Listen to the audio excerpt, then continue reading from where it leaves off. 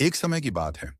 अर्शिनगर नामक एक राज्य में एक शक्तिशाली राजा राजेंद्र का शासन था, जो अपनी बुद्धिमत्ता और साहस के लिए दूर दूर तक प्रसिद्ध था। लेकिन राजेंद्र के बारे में एक ऐसी बात थी जो सभी को हैरान कर देती थी। वह कभी बात नहीं करते थे। कोई नहीं जानता था कि राजा ने मौन रहने की शपथ क्यों ली थी। कुछ लोग मानते थे कि यह एक दिव्य आशीर्वाद था, जबकि अन्य कहते थे कि यह किसी पुराने पाप की सजा थी। इसके बावजूद उनका राज्य समृद्ध हो रहा था।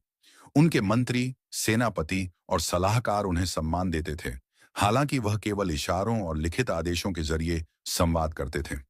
एक दिन जब राजेंद्र अपनी तख्त पर बैठे थे, एक शाही संदेशवाहक गंभीर समाचार लेकर आया। पड़ोसी राज्य कलिंग ने आक्रमण की योजना शुरू कर दी थी। स्थिति बहुत गंभीर थी। राज्य को ऐसे नेता की आवश्यकता थी जो अपने लोगों को अपनी जमीन की रक्षा के लिए प्रेरित कर सके। सेनापति, जो हमेशा राजेंद्र के आदेशों का पालन करते थे, अब परेशान थे। मौन राजा लोगों को कैसे प्रेरित करेंगे? बिना एक शब्द बोले वे कैसे युद्ध जीत सकते थे, जबकि उनके पास कोई ऐसा नेता नहीं था जो केवल अपनी आवाज से सेनाओं को आदेश दे सके। एक गुप्त परिषद में सेनापतियों ने फैसला किया कि वे राजेंद्र से यह सुझाव देंगे कि वे पड़ोसी राज्यों से मदद मांगे।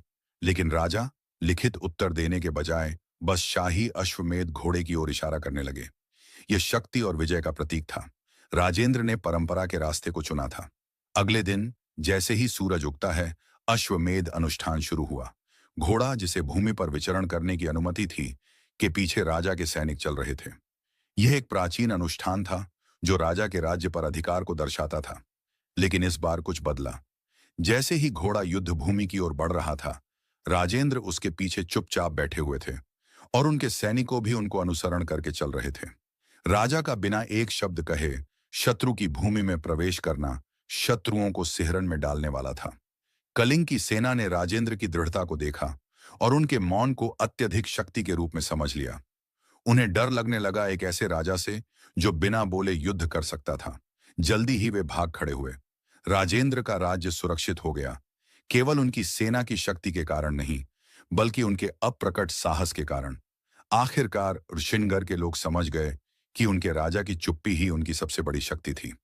शोर शराबे और अराजकता से भरी इस दुनिया में सबसे शक्तिशाली संदेश शब्दों में नहीं, बल्कि कार्यों में व्यक्त होता है।